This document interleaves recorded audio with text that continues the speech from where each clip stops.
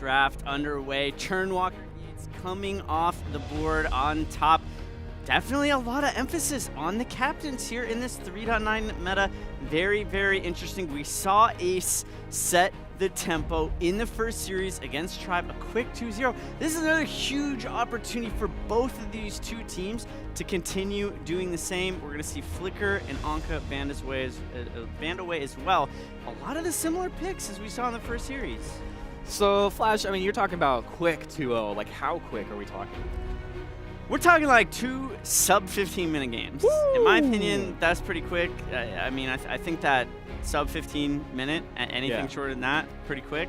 Well, there's a Lorelei out for Qlash that bodes well for them. The Kinetic goes the other way, along with Scarf. 2 huge power picks for Nova.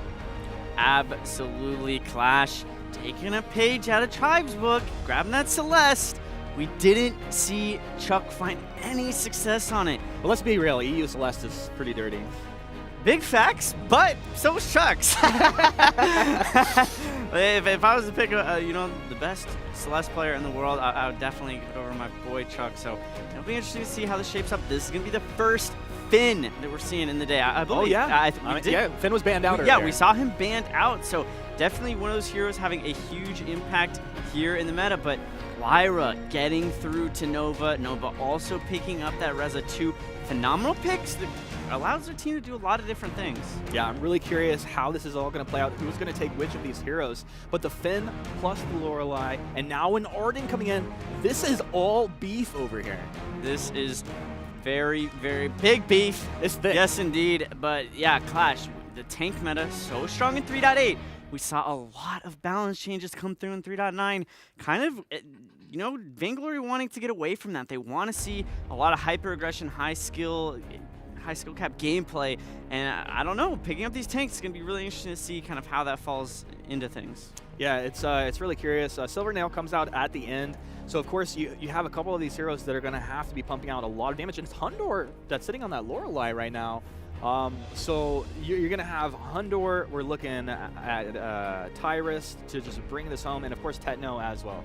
There we go. There's the big swap. I would have been shocked if Hundor would have stayed on the Lorelei. I knew Kiana Nakoa was not a mid laner or a carry in general. Yeah.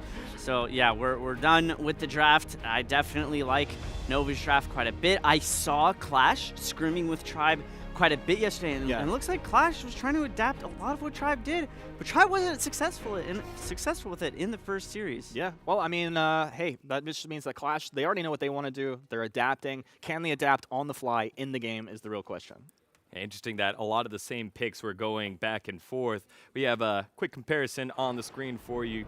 Cracks and Hammy, just the 2 players in the top lane. They'll be going head to head. And just checking out their stats and see how they're similar, how they're different. Yeah, I mean, you can see, like, Hammy, he's pretty out of this world when it comes to his stats there. Tell you what, Crack's looking real thick in that Tribe jersey. They got the name right. Oh, we love it, but yeah. Boy. All right, we've gotten all the stats, we've gotten all of the story. Let's send it over to the casters. Munch and Bacon, take it away. Thank you very much, Degon. It's time to kick off the second best of 3 of the day. It's Qlash going up against Nova. This is going to be a real barn burner. I'm excited for this one. I voted for Nova, but I'm from EU, so either one's a winner, I'm a winner.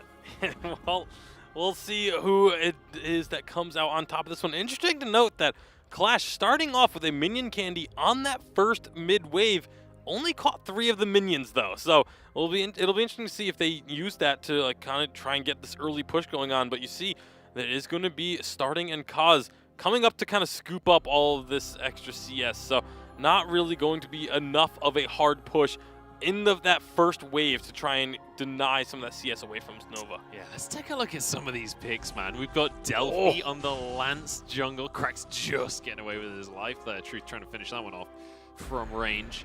But also, we've got this Lyra coming on in Ace banned at both games in the first series of the day. So I'm excited to see what Kaz can pull off with such a playmaking hero. Yeah, it's interesting that it is on Kaz as well, because keep in mind, Kaz is someone that we used to know as a jungler, has made the swap fairly recently into the support role. So we did see him play a bit of support in the VPL Fantasy All-Stars. looked like he basically had been playing a support all his life, so very much able to adapt to this new role pretty quickly. Yeah, Koz is an incredibly strong player. And, I mean, I want to take a moment to look through the roster that Qlash have here on the table, because I feel like EU have been kind of looked down upon a little bit, especially on the analyst desk. Those guys kind of not doing my region very proud. Humanist gave him a chance, He but gave him a chance, Qlash he gave him a is chance. just absolutely roasting you. Yeah. Predicting less than 15-minute games. That is, I feel, a bit harsh, but right now, Nova finding themselves first blood at 2.5 minutes and likely going to lead to a turret with 3 members up here. It's certainly a strong start for Nova, but when you look at the roster for Qlash, they actually have a ton of experience on this lineup. You know, Tyra's, Techno JJ, and, Hundor, Keanu, Nakoa, and Techno JJ have all been to World Championships previously. These guys are veterans of the Vainglory scene, and this is the first international 5v5 we've seen Europe play. There is still hope for this region.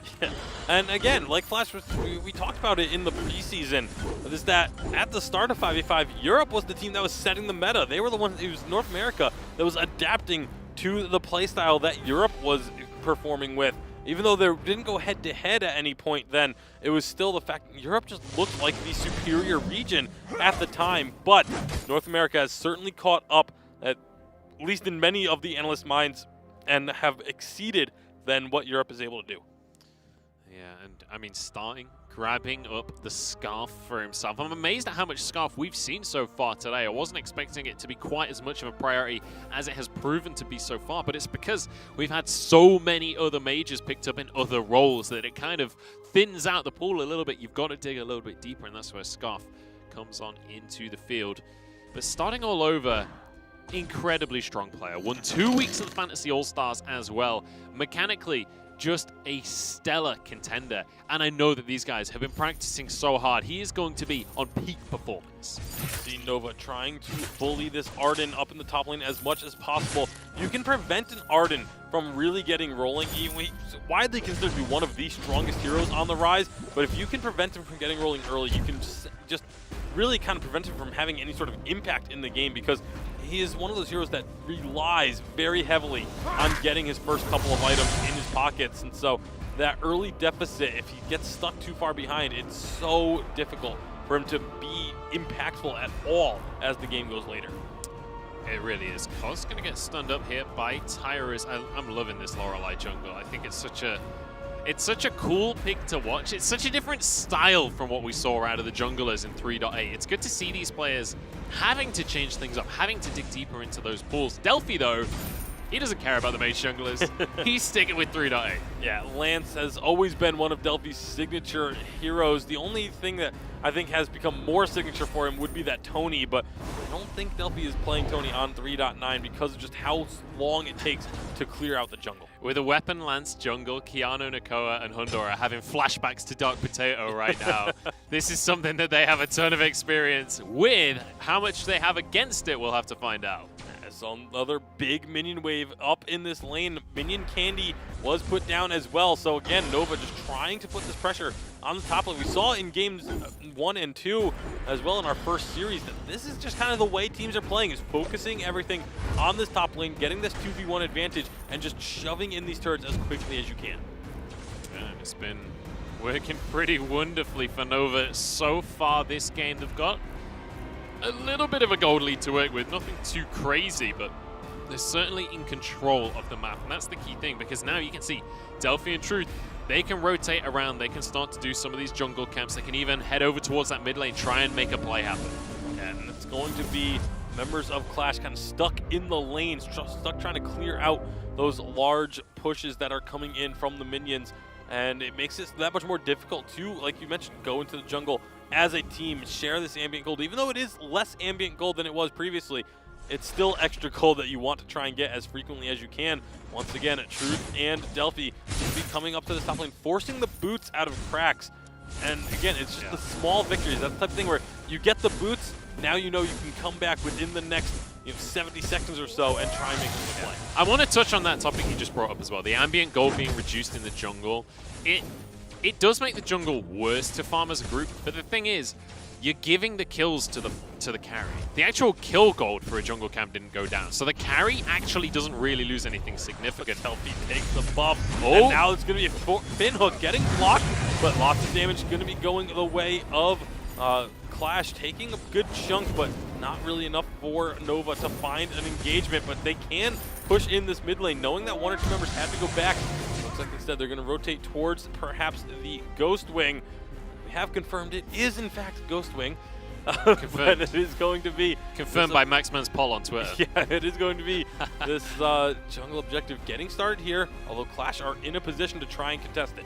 Here we go. It's getting incredibly low. The entire team is here. Oh, ultimates go out, but it's going to be Cracks just sacrificing his own. No, he got away with it. I can't believe he pulled that one off. Dragon's Breath comes through. Everybody's silenced, though. This is huge damage coming out from Qlash. That's going to be 2 kills going their way. The portal as well. Hammy's in trouble. Koz is getting chased down.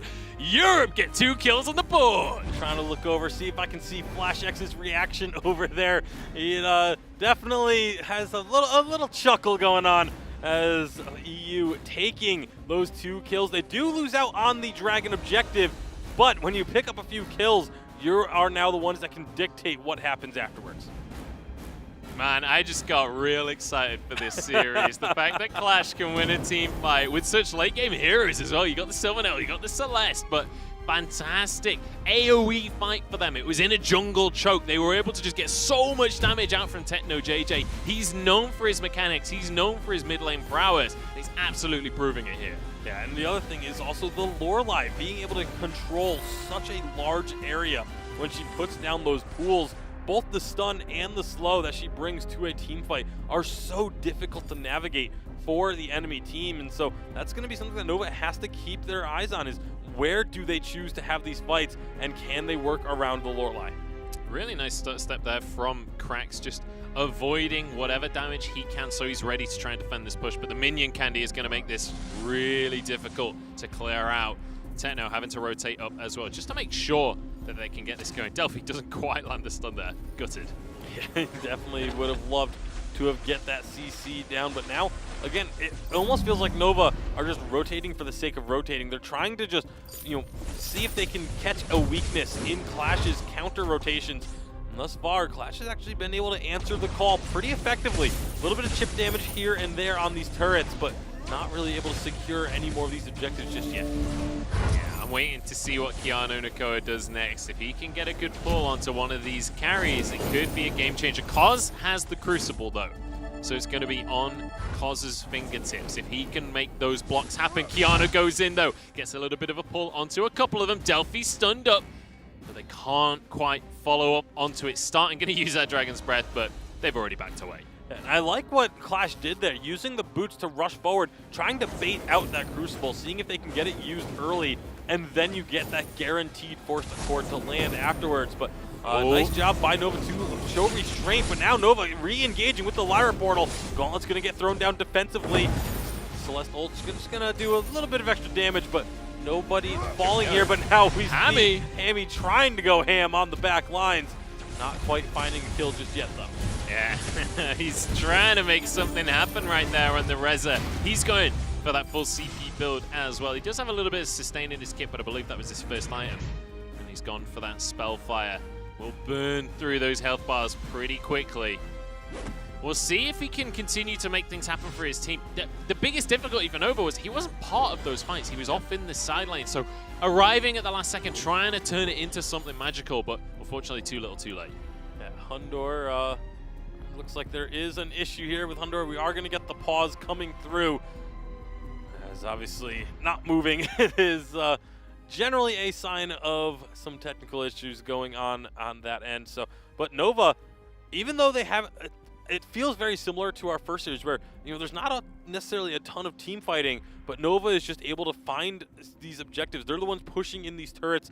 They're forcing just enough of a fight that Qlash has to back away from the turrets and can't quite defend it with full strength.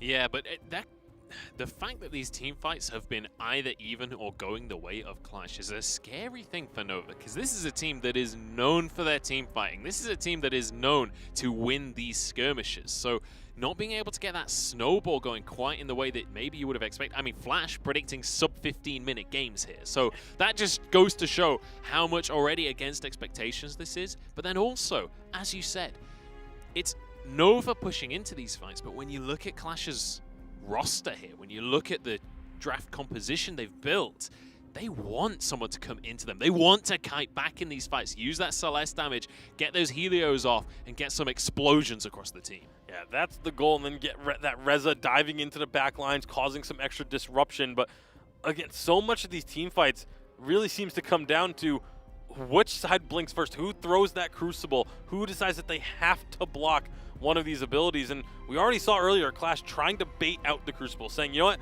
we know you're not going to throw this Crucible right away, so we're just going to rush in, see if we can find any crowd control on you before you decide to make that commitment. It was, again, a great job by Nova to hold off on doing so until they felt like they could re-engage. They were able to get the mid lane turret as a result of the answer, but like you mentioned, that still wasn't a full 5v5. There were multiple members just kind of on the side lanes, pushing up, getting ready for those, trying to set up those slow pushes, although we've seen all these teams do such a good job of counteracting these slow pushes and recognizing, okay, our opponents are trying to set up the slow push in the side lane. We need to send someone down there early to break it up so that we don't get caught out of position. Yeah, we'll see if this strategy can come into play.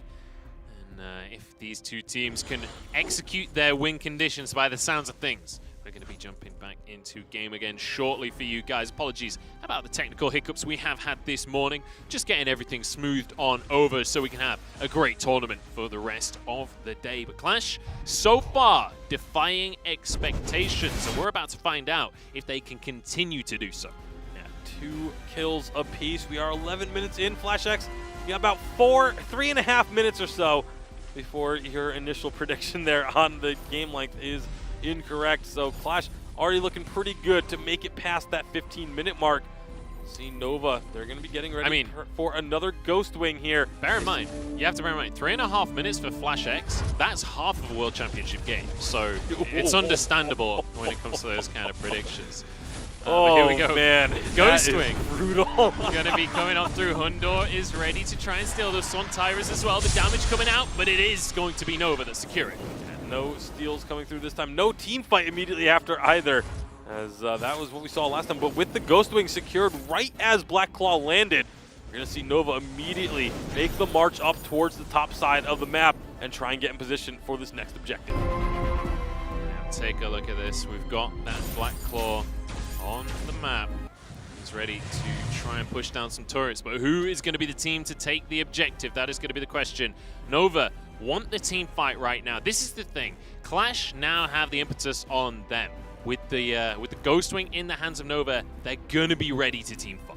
Yeah, there's going to be some movement speed being used towards the mid lane. They portal on in, trying to start up this fight. Hammy is on the back lines looking for a carry, but a great gauntlet is going to prevent a lot of this engage. And now Nova look like they're the ones trying to retreat. Unbelievable coming out from them. They managed to stop starting, getting that Dragon's Breath off. Triple Impale coming out from Delphi, doing what he can. Health bars are low, but look at the pull. That's going to be 2 kills going the way of Qlash. EU coming up strong. Double kill comes on through, and that is going to be Nova running for the hills. Not just a double kill, but an extra one picked up at the end. Black Claw now can be started by the side of Qlash. They're a little bit low, but they only have to worry about Kaz trying to steal this. Although Lorelei steals have become a little bit more common, or Lyra steals, excuse me, a little more common than you might expect. However, great job by Qlash forcing the Lyra away and trying to guarantee that they do not get the steal. Kaz taking that portal back through. This is really real dangerous. Almost a kill for the Black Claw on this Arden. He's going to get a little bit of healing. Oh my goodness, and Kaz is able going to try for it. Kaz does not get the steal. It does go to Arden. He almost bought enough time for his teammates to get there, but this will actually likely only be 1, maybe 2 turrets, as Nova are going to be able to get onto this Black Claw pretty quickly. Be still, my beating heart. That was close. Kaz almost managing to pull something off there. It was such a tight one, and the fact that we had the Arden cracks getting so low, it could have been disastrous for them. Now I'm going to push in with this Black Claw. The question is, how much are they willing to commit to this one? They're going to be able to pull off a turret. Does a team fight ensue, though? Are they going to commit to more? Crucible actually came out from Cos there. But Interesting use of the Crucible. It's going to be the Dragon's Breath use, but again, great job with the War Treads from Qlash to completely disengage, canceling out that ultimate almost entirely. Hammy, he's not done. He wants to try and make something happen here, but it is just going to be Qlash retreating for the time being. Look at this disciplined play coming out from Qlash. They get the objective, they push 2 turrets, they know that they can't get too much more, so they back away, keep things safe, keep things secure. They've got an even gold difference right now. They've got slightly more turrets as well, or in fact slightly less turrets, 1 less on the map right now, but they are looking fantastic, especially comparatively to the expectation we heard about on the analyst desk. Qlash are looking fantastic. Yeah, and you speak about the discipline, just not going in on Hammy there, because Hammy is purely a bait in that situation. He knows he can get himself out of trouble, and he's trying to get Qlash to commit to going in onto him so that his team can then come up and find some kills, but Qlash having absolutely none of it here. Yeah, Qlash not going to fall for it in that situation. And we have to say, Cos, really, really good Crucible so far this game. We've seen multiple pulls blocked away, but not every pull. We have seen Keanu managing to land some of those forced accords, and especially late on into a team fight when people are low on health. If you can pull them together and you got a Celeste on your team, there's no Crucibles to block those stuns, suddenly the team fight's already won. Not only that, but the Silver Nail can throw down a stake right in between where you're getting pulled, so you're just silenced for a little bit afterwards. It's going to be Ghostwing going down very, very quickly. Nova is here. Here we I don't know if go. they can try and steal this, though. They're not going to get a steal. Do they look for an engage? Hammy is split up from the team, but again, that's a Reza. He's going to be fine. It's just a quick Ghostwing take. But then both these teams going different ways. This is mid-rush for Nova, whereas Qlash is going to try and shove down this bottom lane.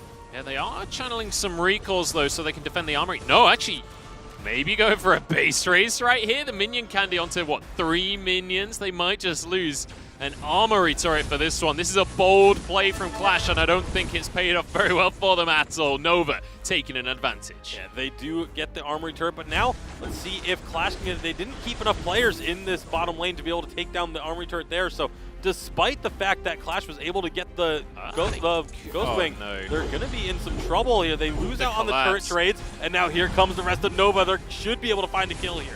Okay, the water will come out from Lorelei here. That's going to keep Cracks alive. Hammy having to ult just to get away to safety. All they have to do is keep Arden alive, and everything's going to be okay. They get the Gold Oak as well. Starting actually getting chunked out and absolutely deleted by Techno JJ. Look at this team fighting coming out from Qlash. We thought the mechanics would be on Nova's side, but they are proving us wrong. Qlash has absolutely opened some eyes thus far in this game. Even if they don't win this game, this is an eye-opening performance. This is going to make everyone else sit up and take notice that Qlash are here to play. You're saying even if they don't win this game? I'm struggling to see a scenario where that happens at this point. They're going for the Black Claw. This is going to be uncontested. Cos going to arrive at the last second, but it's too little too late. Keanu trying to sneak a kill there. Yeah, the cooldown on it is short enough now that he knows he's going to have it up in the next minute, but Ghostwing, or excuse me, Black Claw, is going to be making its way down the lane.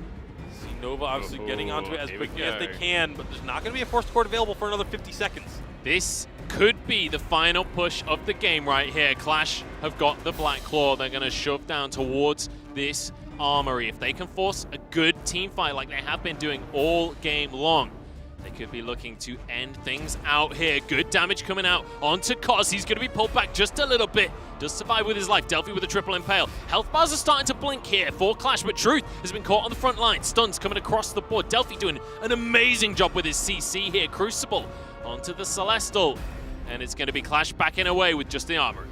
Armory destroyed, though, is going to be another advantage for Qlash. That mid-wave is going to be constantly pushing in their favor, and they can now turn their attention to the side lanes fully.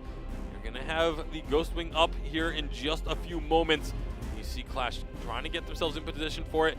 It's going to be Tyra's pretty low on this Lorelei, so he's got to be careful. Hammy sees this, wants to try and go in looking for this kill. Waterwall's going to come out for a big barrier. Hammy, has he bitten off too much? He is going to not quite get the kill, and he will fall to the Silvernail. I don't think he realized the entire team was just around the corner. The vision control was not there for Nova just yet. He thought he'd caught the late recall. He thought that Tyrus was just being greedy, but the entire team was hanging around.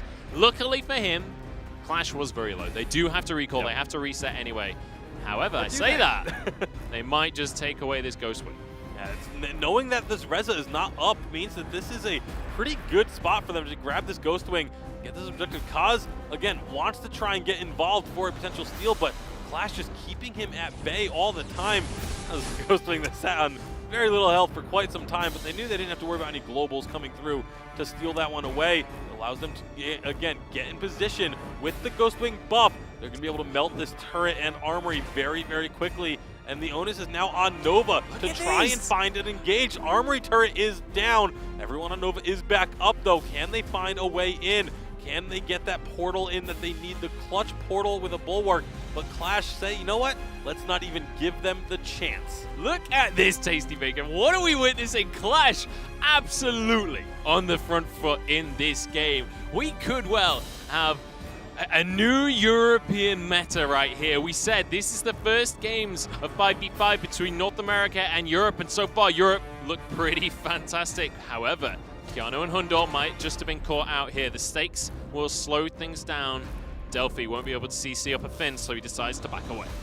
Again, nearly looking to get someone caught out there, but recognizing that's a Finn, they kind of remembered what just happened to Hammy a few moments ago, decided not to go all in on it. But Nova, again, playing off the back foot. We're going to be waiting probably a few minutes before we see any other action right now because there isn't any of these dragons available.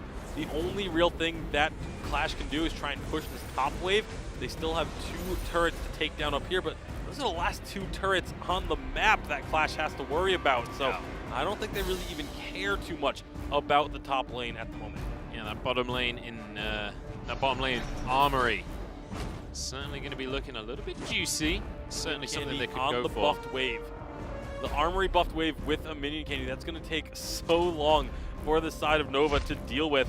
This is just buying time for Qlash to set up for this Black Claw. This right here is a game-ending Black Claw. If they can take this, if Nova doesn't force the fight, it could be curtains for North America in game number 1 here. We're going to have to find out what's going to come on through. Starting taking a bit of a chunk here from the Lorelei. Black Claw getting incredibly low. Who's going to be able to take this? Is there a steal available? The fight's going to be forced by Qlash here as they go in onto Delphi. Already used. Solar Storm rips on through. Delphi is going to go down first. And this is now Qlash finding more stuns. Hammy's low as well. They've picked up the Kensei. The Lyra is down. Hammy is on a 1v1 mission against the Celeste, but he is so low. And Qlash, they can just go end the game. They don't need this kill on Hammy. They just need Tetno to prevent the recall, and that is exactly what they're doing. He's going to get the kill regardless. It is only starting all over to defend this base for 20 seconds. But it's all of Qlash up, and this is going to be Qlash taking game number 1. Look at this. When we asked the North American players, they said it was impossible for Europe to take a game, but they've been proven wrong as Qlash take game number 1. We didn't have any eggs for breakfast here at the studio, but still FlashX managed to get some on his face. We'll have to see what he's got to say about this one as Qlash get the upset and take game number 1 against Nova. And we talk about Nova, the mentality of this team. Are they going to be able to recover from this? I am over the moon right now. I voted for Nova taking this entire thing, but Qlash have come out of the gate swinging. I cannot wait to see what else they've got coming up for us across the rest of the day. Game 1 going the way of Europe. I'm going to give it over to the analyst desk to break that one down. No analysis necessary. Just ribbing of all these experts. You guys down there too. You don't get away from this either. Everyone doubting Qlash. Qlash come in and wreck the tourney favorites, Nova. Guys, Nova, what happened? Let's skip Nova. Let's start with Qlash, the winners. Let's go positive first. Guys. All right, let's build these statements back up from the bottom. Nova, tournament favorite based off of certain opinions around here. I said Ace was the tournament favorite. Before the segment started, you said it was going to be 2-0. You said it was going to be 2-0. What, for this one? Yeah, for this one. No. I know you said Ace to win, but you said this is going to be a 2-0. I said, but I did say Qlash could take a game here, and they could take the series. It most likely goes the other way. I would be surprised if they still take the series, but that was awesome. Come on, let's be real. It was definitely awesome. Yeah. I mean, huge props to Qlash, stepping it up big time. I eat my words. your words, You're my upset. man. I did There, mention. you wrote them down. Just go ahead and eat it. Don't first. show them the Don't show them those. But I mean, no, like Europe looked really strong at the launch of 5v5. North America adapted a lot of the strategies that they had. Qlash came out on top. I think a lot of the Nova decision making very questionable, but it is what it is. That's right. So we're going to take a short break. When we come back, we'll get to see if Qlash close this one out against Nova. Don't go anywhere.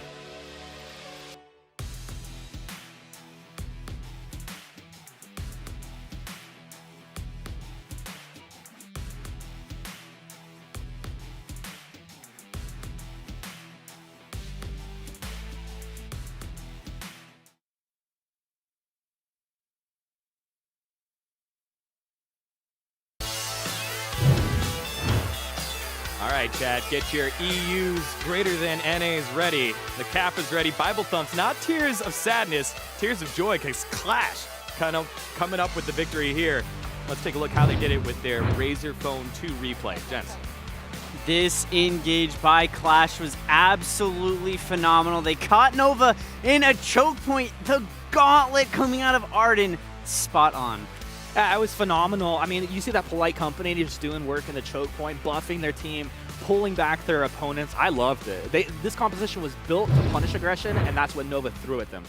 EU not only stealing wins, stealing hearts as well. Guys, do you think this is just a love story that was just made in heaven and it's only going to work in one game, or do you think Qlash might be able to continue this? Hard to say. I mean, we saw Qlash in Tribe. Now it's hard to say. Now it's hard to say. Easy 2-0, We weren't talking about easy 2-0. We're talking about short games. We're past and from the that. guy We're that named the past game. that. Clearly, that was wrong. We're past that.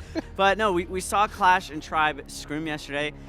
And if I'm not mistaken, Tribe did take 4 quick games off of Qlash. Right, easy. So- Let's not give away the strats. Let's go ahead and get into the draft between Nova and Qlash for Game 2. Qlash on the cusp of taking the victory. Yeah, on the cusp, but it still feels so far away up against this Nova squad here. I feel like this does come down to Nova kind of switching up their play style. They are a team that has a lot of talent. Sometimes that shows in the way of overconfidence. If they can rein that back in a little bit, I think it's going to work for them. Still heavy prioritization on the captains very early on. Would be very interesting if I still played.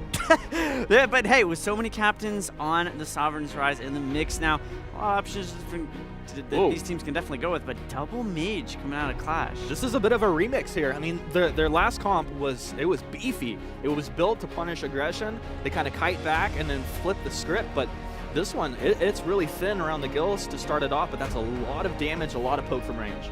And you can see from a lot of these player cams, Qlash looks very calm and collected. Nova, on the other hand, they look a little bit shook up and very They much just lost to EU, bro. out of their comfort zone. That's not something you'd want on I didn't even know what your record. face would look like if you lost the game to EU. I would probably just uninstall and leave. I'm gonna need a sub to tap in here. But yeah, okay, Anka coming out with the Kinetic with the Flicker. Now this is still to Nova's play style. It's aggressive. It's how they use the heroes, though. Yeah, I really felt like a lot of their engages in the last game were not very calculated. They were just portaling straight in the middle of Qlash. That's not how you need to engage. Yeah. You need to have a plan. You need to execute, but you need to execute when the timing is appropriate. I think Qlash played exactly how they needed to. They baited Nova into these tight choke points when they had so much AoE damage, they just got completely blown up. All right, well, the Lyra going over to Qlash, now paired up with the Arden as well, and Vox comes out the other side. Vox, we haven't seen a lot of this hero. Adagio last pick. Definitely gonna be good for Nova. Their comp still does look very aggressive. The Flicker in the Anka in the early game is gonna be very hard for Qlash to try and have to deal with, but they do have the Lyra and the Arden, which is what I think Tribe was really missing in that first series to protect a lot of that burst damage engagements. Yeah, no, I think both of these drafts are strong, but this just feels like a Nova lineup. This is going to kind of like pick your opponents apart, and if they put Qlash on the back foot, I don't see them coming back from this. Definitely tend to agree with you. Best of luck to both teams. We're going to have to see how this one shapes out. Again, Qlash on match point here in the series that they didn't think that a lot of our experts didn't believe that they belonged into. And this one changing up the strategy here, long range mages for Qlash. Nova, we've talked about their mentality. Will they be able to bounce back? Early tilt, is that just a tilt from the game or is that going to be tilt for the series? We'll find out very shortly as both teams are loading in. I mean, it could be tilt for life. Man, it could, especially in a match like that. Let's find out by heading over to the Rise with our casters, Munch and Bacon. Take it away, boys. All right, it's time for game number 2 here. It's going to be Nova jumping onto the A side and Qlash on the B side, looking for a clean 2-0. But Nova, they're not going to roll over without a fight. Yeah, Qlash looking to make this a quick 2-0, as some at the analyst desk might say, but this is definitely a surprise to many. The fact that Qlash is up 1-0 here, I don't think many people would have expected coming into this event, aside from Qlash themselves. Yeah, and you can see Nova reacting to this. I don't want to get too excited about EU right now. Bear in mind, I did predict Nova winning the whole thing. I could do with them performing a little bit better in game number 2. But the Vox pick coming out in the mid lane, it was something I was going to bring up earlier, the fact we hadn't seen it yet. Such an incredibly strong mid laner back in 3.8. And it's good to see it coming back on in. It feels more like a comfort pick than just an outright power pick right now, but still strong, still a great mid laner. And the amount that they practiced on 3.8, I feel like this could be a real crux for them in this fight. And also keep in mind, Vox is one of the few heroes that wasn't touched in update 3.9, so he's still just as strong as he was in 3.8. The only changes will be those items, and of course, one of the things that we have to talk about with a CP Vox is the new item in the game. It blocks out the any negative status effect but it has to do damage to actually proc the item. And that means that those resonance, when Vox sends out that pulse, that gets blocked, but it doesn't actually break the item either because it doesn't do damage. So we could be in for a lot of those being built here in this game. We certainly could. We've not actually seen them coming out just yet, really. I was expecting to see more Celestial Shrouds in this tournament. It feels like it's very strong, especially with the amount of mages we're seeing in the jungle. One thing I'm really excited for this game is Hammy's anchor. Because Hammy, we saw him in game number 1. He was trying to abuse those mechanics, trying to play the Assassin Reza. He's gone for an even stronger Assassin this time around. Yeah, and it's interesting that again, there's so many power picks right now that some of these picks that used to be permanently banned are getting through. The second time now that we've seen the Anka. We saw Lorelei in 2 different games through these first 4 as well. So it's just, the question is always, okay, if you want to ban that Lorelei, who do you let through? And the Anka ends up being the answer, but you don't really want to let the Anka through either. But you have to let some of these through with the draft because so many heroes are just in that top level priority. You can't ban everything. Cos actually being forced out of lane here by Tyra's. Doing a good job on this Scarf. And Scarf is something that Tyra's has a decent amount of experience playing as well. That used to be a jungler way back in 3v3. Now coming back into the meta. And a good advantage taken up here in the top lane for Qlash. Yeah, and keep in mind, this is a 2v2 lane. Again, very similar to what we saw in our first series, where the first game was all about the 2v1s, and then game 2, one of the teams switches it up, makes it a 2v2 opportunity. And this time, again, if you can win out that 2v2, it just gives you such a clear-cut advantage. Man, I'm such a fan of the fact that we're actually seeing 2v2s in the game and 1v1s.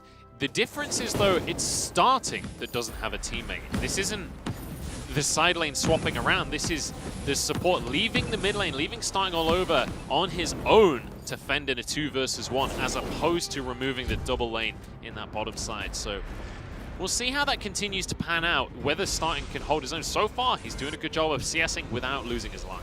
Yeah, and I think it makes a lot of sense that if you're going to have that 2v1, you put it in the mid because you have so much more safety with how close the turrets are together. You don't have to, you don't really overextend when you're in the mid lane. It's pretty tough to get caught out. So I like the decision there by Nova, but they are going to be losing out on this top turret. So it will be the advantage to Qlash in that 2v2 up in the top. Yeah, but it's kind of just a turret trade at this early stage in the game. Everything even Stevens right now.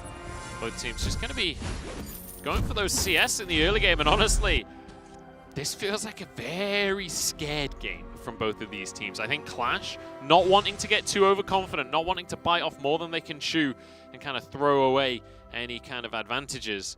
But on the other side, Nova not being very proactive on the map. We're used to seeing this being a team that wants to make things happen. They're always on that accelerator pedal, pushing for fights, pushing for skirmishes. In this game, though, very slow-paced, very calculated. Yeah, I mean, just look at game number 1 where you had Delphi going so aggressive, looking for kills with the Lance, or going back to our first series of the day when we did see a Flicker constantly rotating. It was T-Tigers in that game.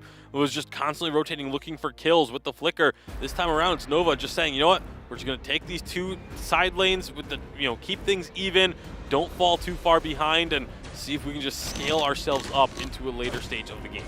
I'm just thinking back to the interviews we had at the very start of the day, or at the very start of the series, sorry.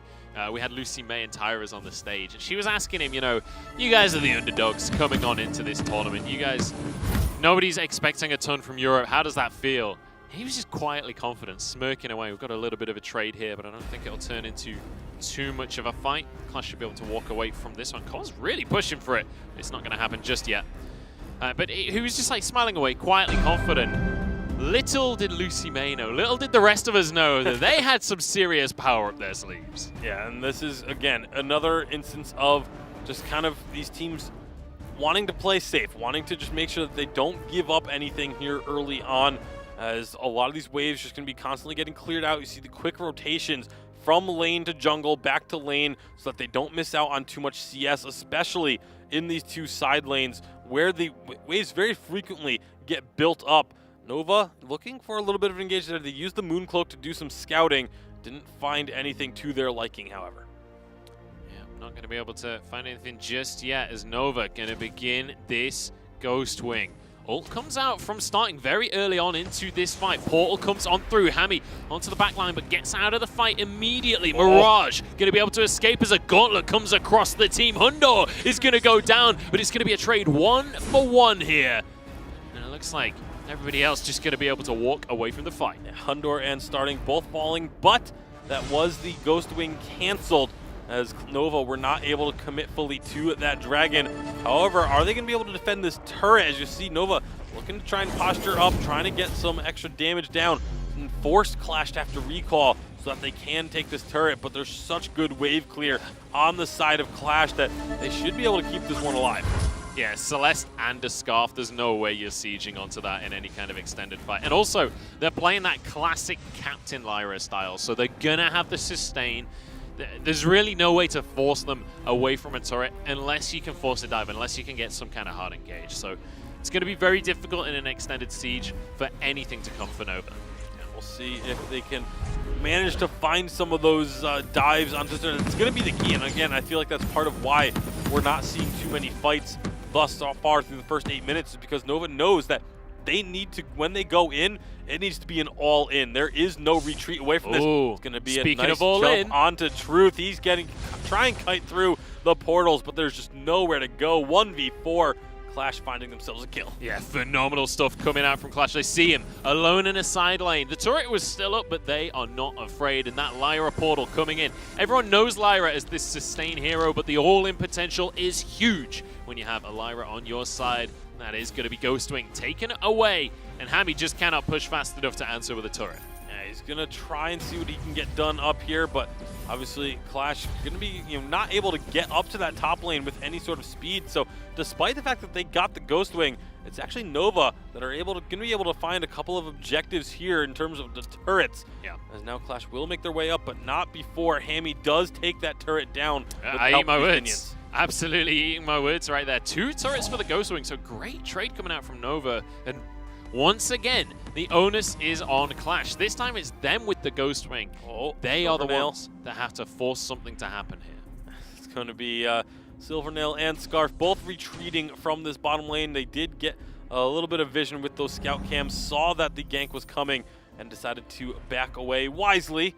And so that is just going to be that, again, that bottom wave getting cleared out. Qlash has really been trying to get this bottom turret taken down, but it is just getting stopped every turn. But right now they found themselves a lot of damage onto Delphi, and they get the kill. Yeah, absolutely melted there. He's not that tanky just yet. Does have a Crucible. He's got that Oak Heart, but really not got that much health or defensive stats. And look at this. Kiana Nakoa goes in. Koz is in a whole heap of trouble. We'll get the Versa Judgment, but it's just not really going to do all too much starting. Trying to stack up some damage here. Koz is actually just going to get away with this one. I'm kind of amazed at how little damage was coming out from Qlash there. Yeah, I mean, to be fair, 2 of their carries, their 2 main sources of damage were down in the bottom lane, trying to, again, push into this turret. But, like you said, there was very aggressive positioning coming out from Nova, just not getting punished. Yeah, Techno just not quite able to land those Helios. Interesting build coming out from Techno as well, going for the Spellfire into Eve. I say interesting, pretty standard, but good to see that he's going to be going for that huge amount of sustain from the Eve of Harvest, but also the dot damage coming out from the Spellfire. So incredibly strong on Celeste, especially if you're hitting multiple members. It is going to be mid-turret destroyed by members of Qlash, but now here is Nova looking to try and collapse. Nice damage from Starting on the CP Vox, getting a good amount of damage share as Arden goes back into the this team. Could be huge. Can they find enough Gauntlet defensively thrown and is going to actually stop the engage entirely? I cannot believe they got away with that one. I was so sure that was it was such a beautiful collapse from Nova. Really great flank coming in from Delphi. I was convinced that that was about to be the fall of Qlash in that fight, but they get away by the skin of their teeth. And that to me feels like Nova playing scared. They didn't want to overcommit. They didn't want to get into this fight that could have maybe potentially been turned around. But like you said, I'm in complete agreement. Like that looked like for sure should be the go signal for members of Nova. I mean, but they just don't want to try and commit. They don't want to overcommit to a fight. And thus far it's working. They're able to push down turrets pretty frequently. But when you get an opportunity like that, sometimes you just have to go for it, because otherwise if you keep playing scared like that, it can come back to bite you if you just aren't taking advantage of those situations. Yeah, you've absolutely just got to make the play in those kind of situations. Let's bear in mind, we're on the world stage right now. This is the World Invitational. There is no time for being unsure. There is no time for not making a play. You got to make things happen. You're 1-0 down in this series. Nova, it is your job to win this series. Qlash aren't going to lose it by themselves. But again, this is what we've talked about with Nova, the mentality of the team. If they came in so confident, like they wrote off Europe. When we asked them, "Oh, who are you focusing on?" They would say, "We're mostly focused on Ace. We're confident we can beat Tribe," and like that was it. They would just end the conversation there and be like, "Oh, well, what about Qlash?" And they'd just laugh. Like that was the reaction that Nova had coming into this event. And so to lose a game to the team that you were not even thinking about, when you're this young as these guys are, and this, again, the tilt is something we talk about with Nova all the time. Are they going to be able to recover from that? And right now, this is going to be Delphi in a very unfortunate position. Unfortunate is the word. He's going to be slowly but surely chased down. They're not going to let him get this stealth off in that brush. He's going to be shut down on the red panda flicker. And well, once again, Qlash find themselves a pick, find someone overextended in that bottom lane. That's the second, third time we've seen that this game, and it's going to lead them to this Ghost Wing. However, on the other side, we do see some people positioning around the Black Claw. They're not willing to commit to that objective, though. They don't want to try and just force a trade. And again, that's a little surprising to me that they saw 3 to 4 members of Qlash chasing down Delphi. Hammy might have made a big mistake here. Gauntlet comes down. He just about gets away with his boots right there, but Koz will be the next target. Spitfire actually from Tyrus hitting the back portal line. in.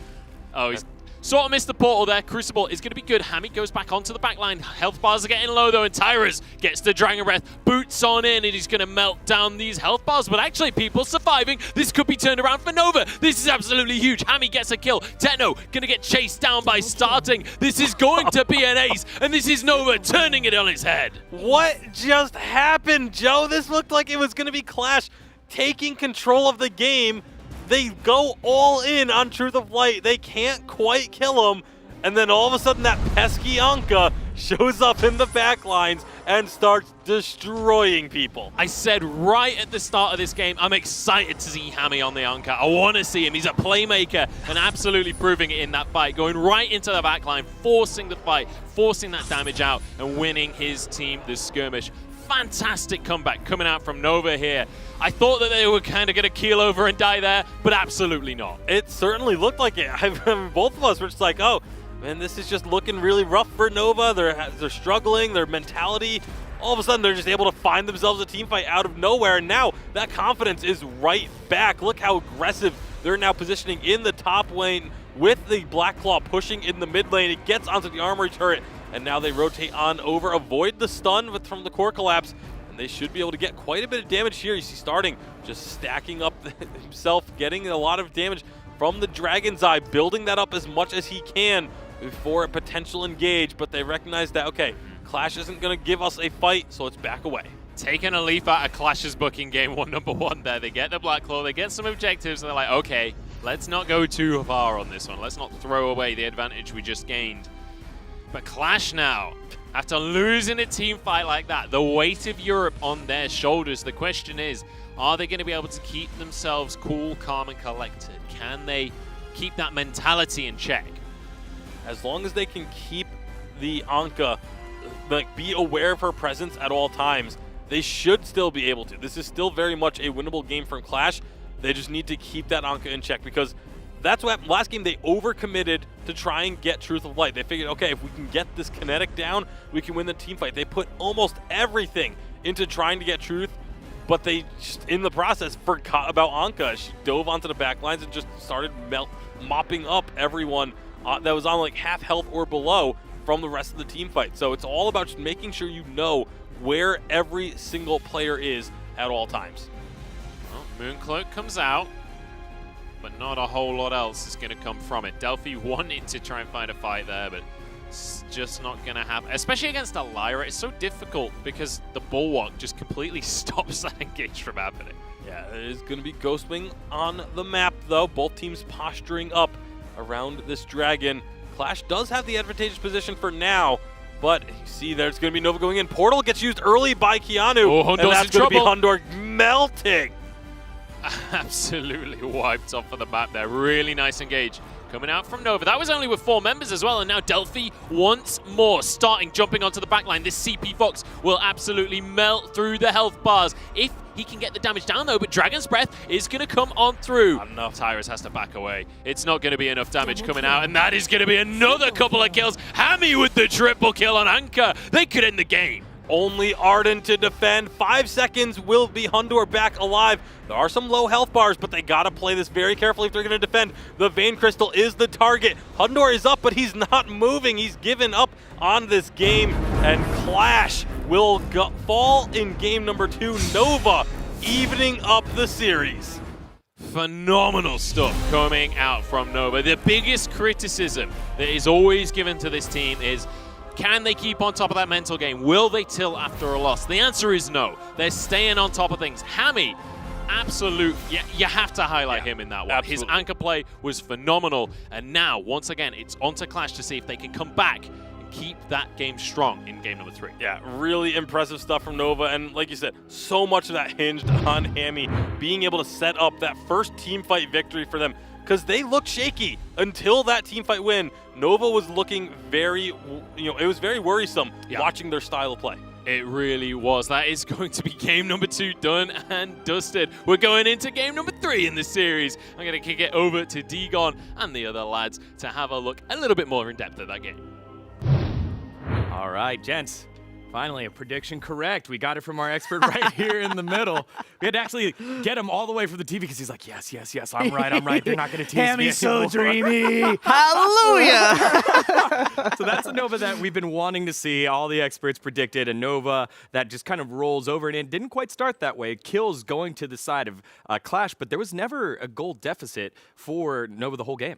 That was really good to see outside of the fact that Nova was just behind at the beginning, but they were able to keep their composure, not just after the first game, but the first few minutes of game number 2 when things weren't looking their way. That is what we were super concerned about. That would be the point where Nova folds, but they're able to keep it together. Yeah, no, I think you make a really good point. They came back strong. They executed exactly how they needed to. And, on top of that, to dig in a little deeper, I don't think Qlash's draft, after watching it play out, it didn't really have the synergy that I think that they really needed. You had these 2 backline mages. You had Silvernail. On the other side, they really split this up. You had Anka. She could jump in aggressively. You see Hammy at the end, go over the wall, get that triple kill. That's what you needed. All right, well, they have an opportunity to adjust that draft and find their way to the winner's circle. 1-1 is your score. When we come back, we have that decisive Game 3 between Qlash and Nova. Don't touch that browser.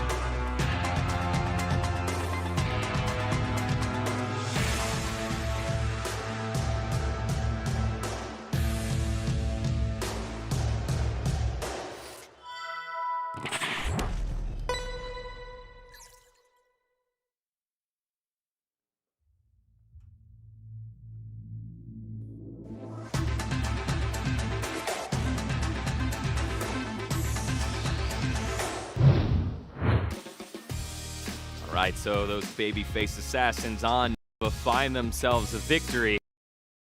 One step away from the winners finals against Qlash. And Qlash with that early win, it was a good story. But that story might have a terrible ending here for him because Nova looked pretty solid in that last match. I think one fair way to look at it is, Qlash, they could find a win, and they did, right? The thing about it is that they had to play near perfectly to find that win. They can't really afford to make any mistakes. And you saw Nova not that far ahead, but just one small mistake, boom, they just got rolled over. Well, let's take a look at how they did that with our Razor replay. And let's let our Nova guy in the middle here take a look at the triple kills that came through for Nova. We win this. Nah, it's not. Looked absolutely phenomenal out of the side of Nova. Hammy stepping it up big time. He had not just that triple kill, he had 2 triple kills in the series. And those 6 kills that he put on the board for the side of Nova, pivotal in their victory in that game number 2. I love it. Hammy sees those opportunities, and he just jumps in, pulls the trigger, and it's a thing of beauty. Yeah, I think Hammy's the glue for this team because he's been around for quite some time. He's a little bit older than some of the other guys, and it seems to be the one that sets the pace. And if he gets going, that seems to be one of the keys to victory, to calm the nerves. You saw after the first loss, they looked a little dejected, didn't they? They did. I thought what was a really big deal for me is that the camera kind of panned in onto starting, and he didn't look mad. He looked like he was just talking. He was like, hey, blah, blah, blah, blah, blah. So he's talking on what went wrong. We got the draft for game number 3, final game here in this series between Qlash and Nova. It's really anyone's game at this point. I mean, Qlash is back on the side. Qlash is back. That they won. Qlash X. Please no. Little rebranding. Yeah, I do not foresee myself moving to Europe anytime soon, but yeah. You never know, dude. If the offer's right. If the offer's right, big facts, dude. Hey, man. Italy's a beautiful place, but Flicker banned out Lorelei as well on the side of Qlash. Churnwalker taken off the board by Nova as they're looking forward to the second ban. El Capitans being taken off the table. So important for these teams in this meta to make sure you lock these down because they're so important in your draft. Nova taking Arden, so 4 captains off the board before the picks begin. All these captains have had impacts here today, whether it's the Flicker, the Lorelei, the Arden, and the Churnwalker. Every single one of them at one stage or another have been very important, but this kinetic, time and time again, showing up as one of the most highly contested weapon power carries. We've seen it a lot. You are a big favorite for this pick here. Can you just quickly break it down for us? Like, why is this hero so strong right now? Super mobile, lots of range, strong at all stages of the game. It's very hard to gank him because of that dash, which is often, a factor in a lot of the other alternatives for your weapon power carries that they don't have, whether it's Ringo, Silvernail, etc. It's very, very hard for them to be able to avoid some of these ganks. Looks like there might be some miscommunication going down on the side of Nova there. You saw Delphi shaking his head. You got to wonder, like, in this kind of game, it's super important. Starting? Is he sweating bullets over there? Should be interesting. Kaz and Hammy hovered over the saw. Do they do it? Are they really thinking about it when it comes back to them about picking up this hero? Dude, why do they all look so stressed right now? What is going on down there? Something might be falling apart at the seams. They might be pulling a Pepe, even though Pepe does not work for Nova. He's a coach for Tribe and analyst. EU, give me some Pog champs right here. This is looking pretty good for Qlash. Maybe this is the strategy, though. Yeah. Nova was like, look, we're going to mind game them all the way back to 2017. Absolutely. If you were Qlash and you were able to see this happening in real time, you'd be feeling super good. But I have a feeling Qlash has absolutely no idea. But, these picks have to be coming from somewhere. Sky, I would love to see her played in the weapon power position. She got several buffs to her kit in update 3.9 that I definitely think makes her a lot more viable. Yeah, well, we'll see how this is going to play out. I've always loved Weapon Sky in particular just because of that mobility. The chase potential is just through the roof. If she starts to stack up on you, there's really nowhere to go. But this team doesn't have a lot of beef to it right now. It's pretty thin. And on the other side, you have a Finn. That Polite Company gets spread out to all heroes. Now a Maline, who's actually pretty elusive as well.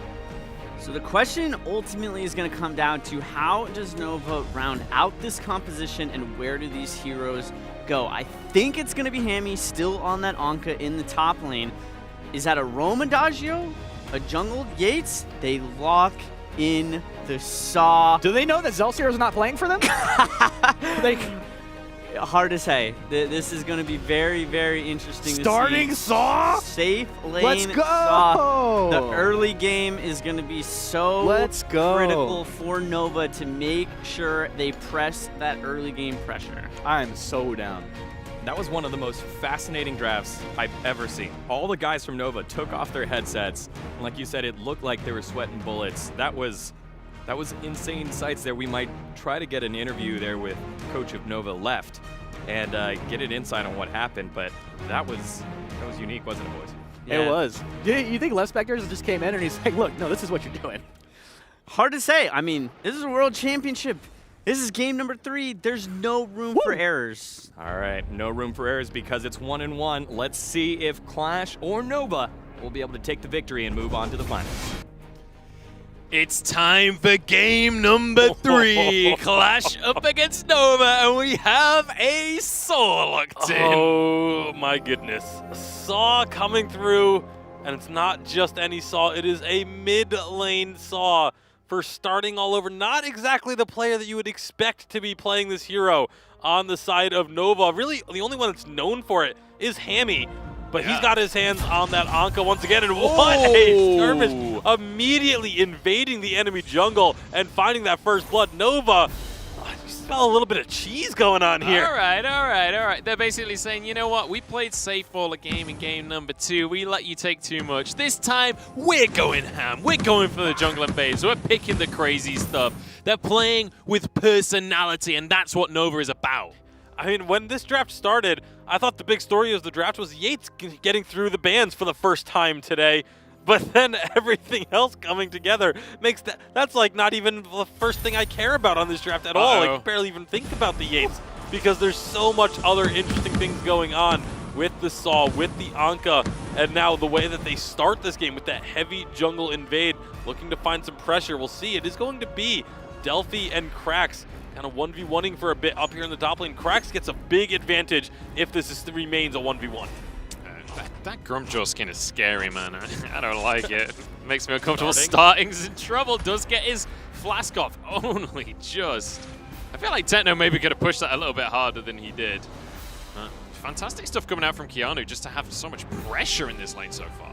Yeah, you do have the Book of Eulogies for starting all over to start the game off, so he will be able to sustain a bit as he clears out these minions, but Ka has taken a lot of damage from those resonance bounces, courtesy of Techno JJ.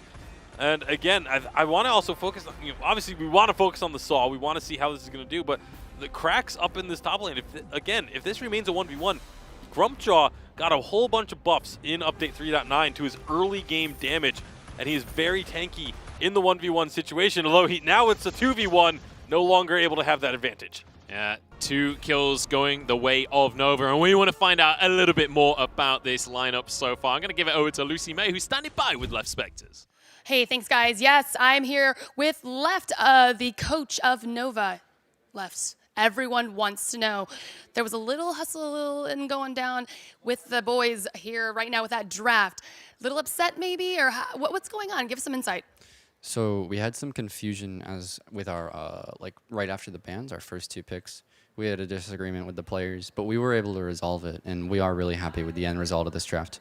Oh, well, that's actually good then. So you still feel that you're going to be able to take this series with the draft as it ended? Our team is really confident about this draft, and so am I. We've practiced things like this in the past, so I'm really confident that we're going to go to the next round. I mean, and that's how the pros do it right there. You got to be ready for everything. Good luck, and let's send it back up to Joe and Tasty at the caster's desk. Well, Left not wanting to give away too much for the future games in the tournament, but definitely confident with the Saw pick. I'm going to pick his brain after this one. I'm going to go downstairs. I'm curious to know what the, because, you look at that draft and Yates and Anka both being available, that seems like it's just the best heroes, the best case scenario for a B-side draft. So I'm curious as to what the players wanted to take instead of the Anka for that second pick. But, I mean, why would you? You don't need to pick the Saw as your second pick. There's no threat of Saw getting taken away. So I'm curious to see. I'm most curious about what the players wanted to get picked up in that situation instead of the Anka, because, like I said, Yates Anka just seems like a no-brainer to me. Yeah, I mean, I agree. There's not much more to add on that point, to be quite honest. I'd have to agree with that one. But maybe it's a little bit more about what was banned, away banning. Perhaps the Arden disagreeing with that one. Arden has been a very big pick across the course of this tournament so far. It's been a very common pick, but I wouldn't have said it was like the difference maker in the games that it has been in. So maybe something to do with that one, or the Churn Walker. We'll have to see how this continues to pan out. I'm curious about this this Sky pick for Truth. A little bit out there, the Weapon Sky. I don't really think it's that far out there. Weapon Sky, I think, is actually very, very strong, especially on update 3.9. The changes that were made, a little bit of extra damage per second on the weapon ratio from forward barrage. Also, you got a little bit more slow ratio on the forward barrage as well. And then, of course, a little bit of lower cooldown on the Surrey Strike, so able to dash around these fights even quicker than usual. And that was never really a disadvantage for Sky anyway, so being able to have more mobility just seems pretty scary. So I actually really like the Weapon Sky. I thought this was going to be a pick that we see a lot throughout this event. I just was expecting the Silvernail, to be quite honest. It's just so good. I mean, it got a minor nerf, but nothing too significant. We've already seen it doing excellently across today so far. Strong start, though, from Nova, doing a really good job of getting a few picks off in this early game, but still playing it relatively slow. And this is kind of the difference between 3.8 and 3.9, because by this point in 3.8, you're expecting basically team fights to be happening. Everyone's starting to group, everyone's starting to rotate as a team. Whereas in 3.9, there is a bit longer of a laning phase, and here we go. The Anchor coming on through. Once again, Hammy finishing off these kills. He goes in for a second one. He's looking for more. Will get the double kill. Shuts down in the end, but he's going to be happy with that one. I'm not sure if he is, because gold bounties are insane now. So giving that shutdown over to a member of Qlash, yes, getting the double kill is great, but that was one of the things that Hammy especially was very vocal about before this venue. On Media Day the other day, he was very vocal about the fact that giving over kill bounties is one of the worst things that you can do in Update 3.9. So obviously he would have loved to have been able to get that double kill and gotten out alive. Obviously getting a double kill, better than not getting the double kill, but definitely would have much preferred if he could have avoided that last turret shot. I agree. I think he wanted to survive. However, definitely 2 kills is better than 1 in my book. I would take that trade any day of the week. But it's going to be starting going for that blue, as we're going to see Nova pushing away in the top lane onto this turret as well. Honestly, Nova well and truly in command of this game right now. They've got a turret advantage. They've got a little bit of a gold advantage. They've got a significant kill advantage as well. We'll see what they can turn that into, because the next couple of minutes here are going to be where things start to get decided. Delphi with a huge ultimate comes on through. Hammy going to burst through the health bars. Hammy already has 5 kills on the scoreboard. Malene will walk away. Tyra's just about escapes with his life, but Hammy is terrifying. Yeah, Hammy on this Anka has been absolutely incredible. I'm kind of surprised that we're still seeing Anka let through drafts. The Lorelei and the Anka, I think both of those 2 heroes need to be banned 100% going forward throughout the rest of the day, because every single time we've seen even just one of them get through, it has been so massively impactful for whichever team picks them up. Do you know, one of the things I'm just excited about here is we've barely talked about Truth of Light. We've barely talked about starting all over. These guys are all-stars. There's a fight going on right now, though. Krax has been found, and beautiful pull onto Techno as well. That's going to be a double kill. I said we hadn't talked about Truth, so he picks up a double to prove me wrong. Yeah, just when you need him to step up, he does that, just that. Finds himself a couple of kills, and Nova now 8-1. This feels a little bit more akin to what FlashX was looking for on the desk from the side of Nova. The Shank getting used by starting to clear out that turret, forcing Malene back. But that's the Surrey Strike on forward, and this Weapon Sky, it's so difficult to escape when she gets locked on. It's going to be a nice force to cord to pull him back in, though. Will be a kill going the way of Qlash. That shutdown gold, again, going on over. Yeah, Krax will be able to get a bonus kill here onto Cos as well. Nice ultimate from him. So they lost a turret, But now what can Qlash answer with? In the meantime, Delphi and Hammy shoving down in this bottom lane. Trying to just answer with something here. Trying to force an objective in any way that they can. Because Qlash certainly not going down without a fight just here. Proving that they are still very much in these skirmishes. Oh my goodness. That was close. That was very close for Tyrus, but it doesn't even seem to be phased at all. He's either going to finish clearing out this jungle, get themselves that little bit of gold. But I mean, if you're Qlash right now, what do you start to do in terms of like dealing with the sheer amount of damage that can come out from the side of Nova? Because obviously, yes, you can kite around the saw. You can avoid a lot of saw's damage with really good positioning, but while that's going on, you're going to be dealing with the Anka trying to dive onto the backline. You're going to be dealing with the Sky diving onto your backlines. The Yates pulling you back in just when you think you can get away. We are going to have a brief pause here as one of the players looks like on Nova. Looks like it's Delphi, potentially having some issues there.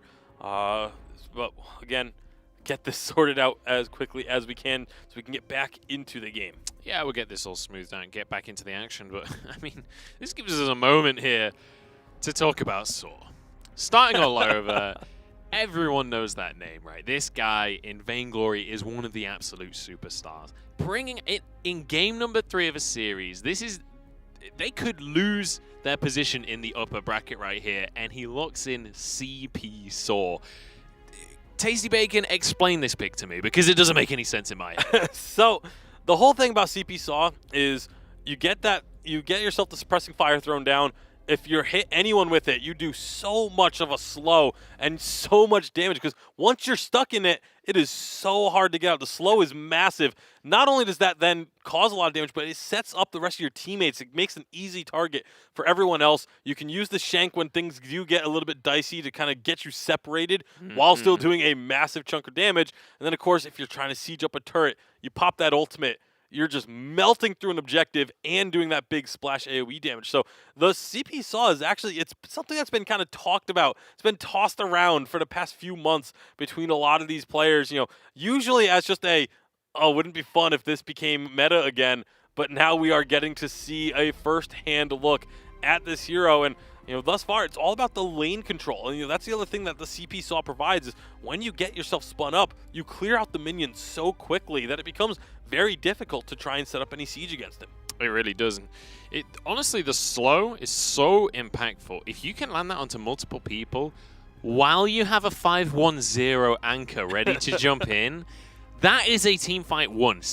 Already it's done. You've already won that team fight at that stage. So I'm curious to see how they position in these fights, where they put Hammy, because if they can get into a nice little spot, hide away somewhere that the enemy don't know about, he can absolutely wreak havoc. It's what we saw in game number 2, and it looks like it's the game plan for game number 3 as well. Yeah, Hammy getting off to a big lead in game number 3 has been massive for Nova because it now puts so much worry and fear into the side of Qlash because you are constantly having to worry about where Hammy is at all times. You have to know, you can't go for a team fight unless you know where Hammy is on the map. So vision becomes that much more important. So we are getting back into game.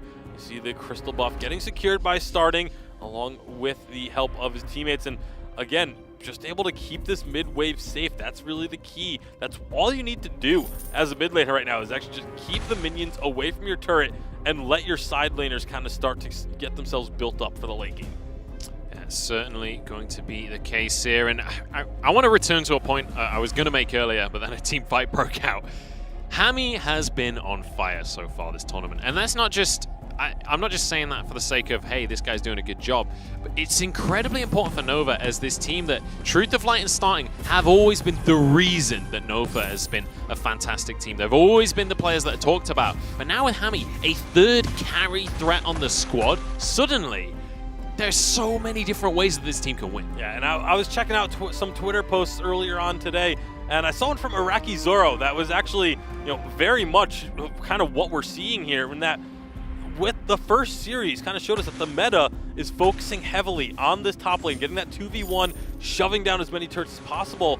And when you have a really, really strong top laner like someone like Hammy who can deal with that 2v1 or set up some kills here, then it just gives you such a big advantage. So That's going to be what they're trying to find here. Saw coming on down, looking for that extra damage. But now this is where those Saw can struggle, is trying to chase down a team. Trouble. But Hammy is getting into the backlines along with the Sky. Yates pulls one back. That's 2 quick kills for the side of Nova, and they're looking for more. Delphi is a god. Krax is going to be in trouble. Techno JJ, the last man alive, as the Dank Shank takes down the health bar. Delphi with yet another pull. Techno going to be able to block that. Starting's going for it. He gets the Dank Shank. Triple kill for Starting all over. Unbelievable play from Nova. The good old Dank Shank. Thousands of damage. Getting the first one was, I think, 1,016. The second one was over 900 damage. Absolutely ridiculous. It's so difficult to deal with that level of damage coming out in a single burst. How do you prepare for this team composition? There's no way Qlash were coming into this tournament going, we need to prepare for CP Saw. That's our worst enemy. This absolute surprise pick, and They're actually doing getting pushed away off wonders. the Ghost Wing, though, as a couple members of Qlash are returning to the fight. And this is actually going to be kind of maybe now given over, as Qlash, they catch the Ghost Wing at half health, but here comes the rest of Nova. They are all back up at full health just about. Ghost Wing does get captured by Qlash, but Nova, they're looking for at more what here. cost? At what cost? They do get out alive for now. We'll see. Can You they say stop that, the they're three calls? staying maybe a little bit too long. Kozlo's gone way too deep. Starting, gets a bit of splash damage over the team here. Vox damage coming on through is Truth. Gonna start to melt through these health bars. Suri strike into the back line here. He's getting damaged though by this Malign. Oh my goodness, that was an incredibly close fight. Starting all over, picking up 2 more kills with the Shank. Meanwhile, in the top lane, Hammy has just been pushing and should be able to take down this tier 2 turret. Never mind, he's actually gonna, Hundor alone will be enough of a threat for him to have to back away. But that was a 4v5 situation that Nova was still able to come out pretty even on. So I think they're gonna be okay with the result of that one, even though they did lose the Ghost Wing. They were able to get a little bit of pressure up in the top lane. They were able to find a few more kills for Starting, a little bit more gold onto this Saw.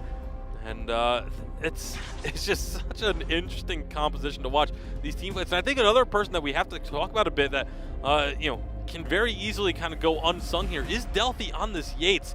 He has had some incredible hooks. Really, in that last team fight, Delphi was the MVP, absolutely. I feel bad for Cos now, because we're talking about everyone else except for him. But honestly, that's one of the things about this entire tournament. Every single lineup is just so stacked. Every single one of these players are just mechanically superb. And you could say the same thing about Qlash on the other side. Like, every single one of these guys, incredibly strong player. So as we get towards these later game team fights, I'm curious to see what the adaptation is going to be from Qlash, because if it continues as it has been, it's looking real bad. Oh, he's going to get eaten up. That is a huge ultimate coming out from Krax. He's going to be absolutely winning this team fight for his team. Cos gets the Versa Judgment. Hammy trying to do the damage necessary. Delphi finds a pull. Mirage comes on through, but somehow they're surviving here. Truth has to sacrifice himself. It's a 2-for-2. Ultimate denied. Yeah, it started off as a 4v5 because Truth Light was farming up at the top lane, but he did rotate down in time to make this another even trade. But for Qlash, they're behind right now. An even trade counts as a win. When you are playing from behind, going even, you will happily take that. And a great ultimate, like you said, from Krax, being able to grab Starting all over and pull him so far away from the rest of his team. Something else incredibly important about that fight as well is the fact that they got a kill on both Starting and Truth of Light. Both of them, you mentioned earlier, the bounties got heavily increased on update 3.9. That's a lot of gold going into the pockets of Qlash. And when you take a look at the gold difference right now, it's only about 1,000, around that kind of number. So when we're moving into these future fights, item-wise, there's not going to be that much of a difference. Yeah, just for an idea, for anyone who maybe didn't read the patch notes or anything like that, it is 300 gold base for a kill. Every kill that someone gets increases their bounty by another 150 gold. So if you get a 2-kill shutdown, that's effectively the same amount of gold as picking up 2 kills. So that's why, again, when I talk about the bounty are being so important. Here we go. But here we go. That's going to be a big Versa Judgment. Gets blocked. That's a lot of damage onto Truth, though. He's still in the middle. He just Truth's dropped down instantly.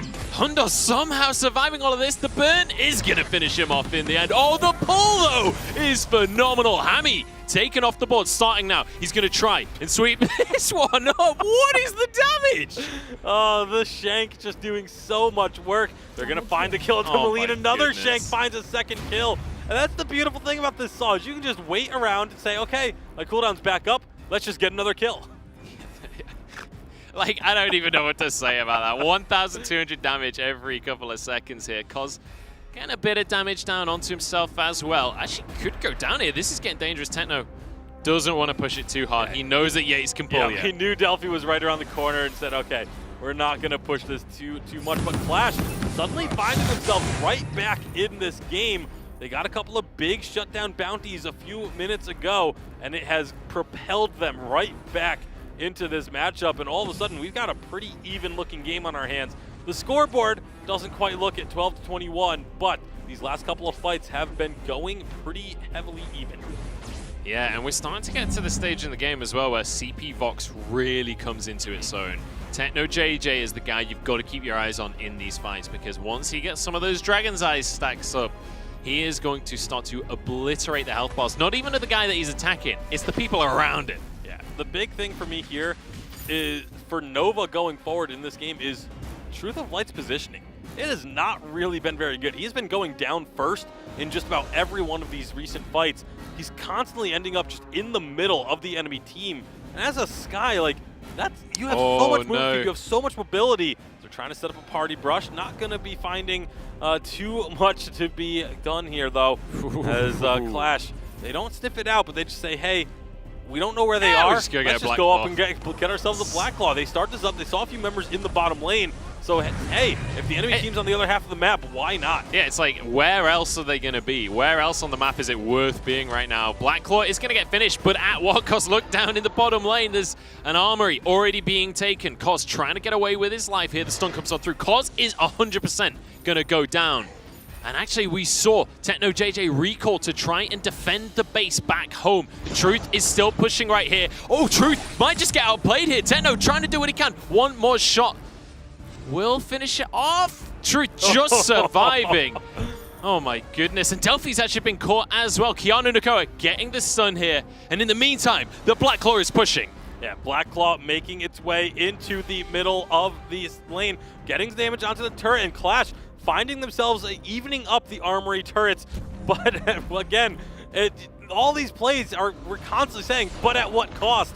They lost an armory in the bottom lane, but now they find themselves a couple of kills in the mid lane. Is it going to happen? Is still healthy. That's going to be Grumpjaw eating up a target. Oh my days! End this. They are going to take down Nova and find themselves in the winner's bracket final. Qlash, bring on the reign of Europe. The 5v5 is all they needed, and it's a 2-1 victory over the likes of Nova. Unbelievable game number 3. We talked about the mentality of Nova before. Now is when that conversation has to come up again, going into their next series. But Qlash, what an amazing performance. They fell so far behind in this game, but they just had, basically they knew themselves, okay, if we just stick to our guns, we can play this out safely. We know what their threats are. A couple of mistakes from Nova for sure.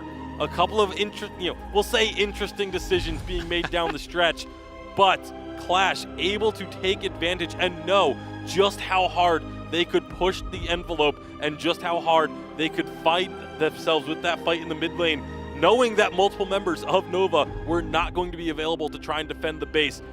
Really, really impressive stuff. Unbelievable performance out from Qlash. Europe make it to the winners bracket finals. I'm going to kick it over to Degon once more to have a closer look at that action. All right, how about that for an ending? Guys, Big it yikes. definitely looked like Nova had it. We have a muted member here. Big Guys, I was yikes. able to obtain one of Flash's secret notes here. I didn't even draw that. He was on it. Look, his name's on it. It's right there. Oh my gosh, Flash! What is this? Flash Get this out of revealed. here. Get this out of here, man. What is it kind of? Talk to me here, Humanist. We All don't right. want the NA The perspective pens right are now. over there. Talk to me. Yeah, can we just cut his mic for a second here? So let's be real. You know, EU's strongest region currently. No, I'm just kidding. Honestly, Qlash, there was potential. They had to play phenomenally, and they did it. I mean, this is pretty emotional. I can't imagine what they're feeling. All the players down here, everybody watching was just like freaking out at the end. That was a bend don't break moment. You've been there before. Yeah, they did a really high-risk, high-reward gameplay. Bacon said it, some interesting decisions made. We'll see what the players have to say. I know, the excitement was real. This desk almost broke, but to recap what happened, let's send it down to Lucy May with one of the victors of Qlash. Thanks, Daniel. Yes, I am here with Tyras of the winning team, Qlash. You guys saw him right at the beginning before they went head-to-head, if you were happening to watch at that time. How are you feeling in this very moment? Super excited and pretty happy that we won this. Yeah, absolutely. Well, I mean, I was pretty excited. You won first match. You had to have gone into game number 2 with crazy confidence. However, you ended up losing that one. What do you think was your demise in that second game? Yeah, we gave it away because we didn't play to our win condition. It's basically what we picked is a poking and healing comp, and we decided to fight them head to head, and that was just losing us the fight, and then we snowballed. They snowballed off that. And there's no coming back from that. But here we are now, start of game number 3. Right, and you knew that Nova was a little disgruntled with their draft. Did you go into that? Did that give you some confidence again? Did that give you an advantage then going in, or were you just like, nope, this is game number 3, this is it. We need to keep our game minds solid. And I mean, did you think that was an advantage for yourselves? We definitely tried to just keep our head cool and tried a different draft approach and just try to play out our best. Unfortunately, we were lagging a little bit. I'm not sure about the enemy team if they were lagging as well, but that played a little bit against us. But yeah, I guess we won. But in the end, you won. Exactly. Lag or no lag, it doesn't matter. Congratulations. You knocked Nova down to the losers bracket. Let's send it back over to Digon and the guys. Thank you very much, Lisa, and congrats, Tyrus. Like, again, that was insane. Rakizora, I saw him in the Twitch chat earlier, said, hey, a couple of these kills reset the gold, and it just reset the game and gave Qlash the confidence to go for the Black Claw play and just run down mid lane. I mean, we all sit there and we watch all these games together, like over on the couch while this is going on. And Digon, you know, you're asking Flash, like, is this too much to come back from? Flash, yeah, I mean, in most cases it is. And there was this small chance, but then we saw like a dive under turret. You get 2 kills on the side of Nova. 1 kill goes the other way. The gold swings back. Let's take a peek at the updated bracket. Now on the top side, just not something that we thought we would see. Team Ace and Qlash on the top side of the bracket. Tribe and Nova to fight it out to stave off elimination. Thoughts, Flash? It is absolutely wild to think that a North American team is going home before the semifinals. I never would have thought it. Whoever wins between Ace and Qlash, they're going straight to the finals, and that's definitely a big